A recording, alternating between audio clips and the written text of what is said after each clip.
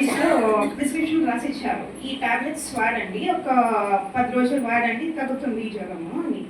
So patient ఏం చేశాడు, ఆ పేపర్ చిన్న చిన్న పీసెస్ చేసుకొని అదే వాడాలేమో అనుకొని దాన్ని తీసుకున్నాడు. ఒక వారం అయినాక మరీ డాక్టర్తో వెళ్ళాడు తగ్గిందా లేదా అని చూసేకి. డాక్టర్ అప్పుడు అడిగారంట, అది స్లిప్ ఇవ్వండి మీకు రాసిచ్చాను కదా అని. సార్ అది తీసుకున్నాను సార్, మీరు తీసుకుని చెప్పారు కదా అని చెప్పారంట.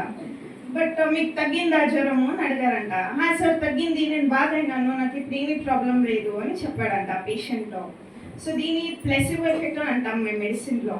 సో అదేమంటే పాజిటివ్ ఆలోచనలు ఉంటే మాకు పాజిటివ్గానే అవుతాయి అని.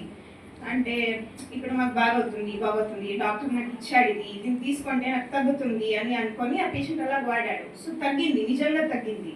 సో అది ప్లెసిబో ఎఫెక్ట్ అని. సో ఇది అన్ని రూపంలో కూడా వర్క్ అవుతుంది. మేము పాజిటివ్ ఆలోచనలు పెట్టుకుంటే పాజిటివ్గానే అవుతుంది. ఈవెన్ లైఫ్లో మేము ఏమైనా బాధ అవుతాము అంటే దీని నుంచి మాకు ఏమవుతుందో ఏమో అని నెగిటివ్గా ఆలోచన చేస్తుంటే నెగిటివ్గానే అవుతుంది. లేదంటే మనం పాజిటివ్గా హ్యాపీగా ఆలోచన చేస్తుంటే పాజిటివ్గానే అవుతుంది. సో ఇది మీరు వాడి చూడండి లైఫ్లో పాజిటివ్గా యోచన చేస్తే పాజిటివ్గానే అవుతుంది. ఇంకొకటి క్యాన్సర్ అంటే మాకు ఏమనుకుంటాము, క్యాన్సర్ వచ్చింది మేము చచ్చిపోతాము అని అనుకుంటాము. ఈవెన్ క్యాన్సర్లో కూడా ఇది వర్క్ అవుతుంది. మాకు పేషెంట్స్ వచ్చేవాళ్ళు 2 గ్రూప్ పేషెంట్స్ వస్తారు.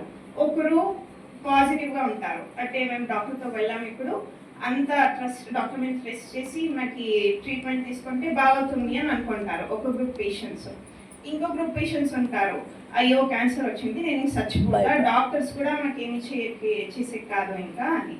సో ఆ 2 గ్రూప్ పేషెంట్స్లో పాజిటివ్గా ఎవరు ఆలోచన చేస్తూ ఉంటారో వాళ్ళు బాగా అవుతారు. నెగిటివ్ ఆలోచనలు ఎవరు ఉంటుందో వాళ్ళకి మేము ఏమే డ్రగ్స్ ఏమే టాబ్లెట్స్ ఇస్తే కూడా వాళ్ళు బాగా అవ్వరు. సో ఇది మేము రియల్గా చూస్తున్నాము. రియల్గా మా పేషెంట్స్ అందరూ ఎవరు వస్తారో రియల్గా చూస్తాము ఇవన్నీ. సో మేము క్యాన్సర్ పేషెంట్స్కి కూడా 2 మెయిన్ థింగ్స్ ఏం చెప్పేది అంటే, ఒకటి ఫుడ్, సార్ చెప్తున్నారు కదా, సో అలాగే ఒకటి ఎనర్జీ, ఇంకొకటి బ్రీదింగ్.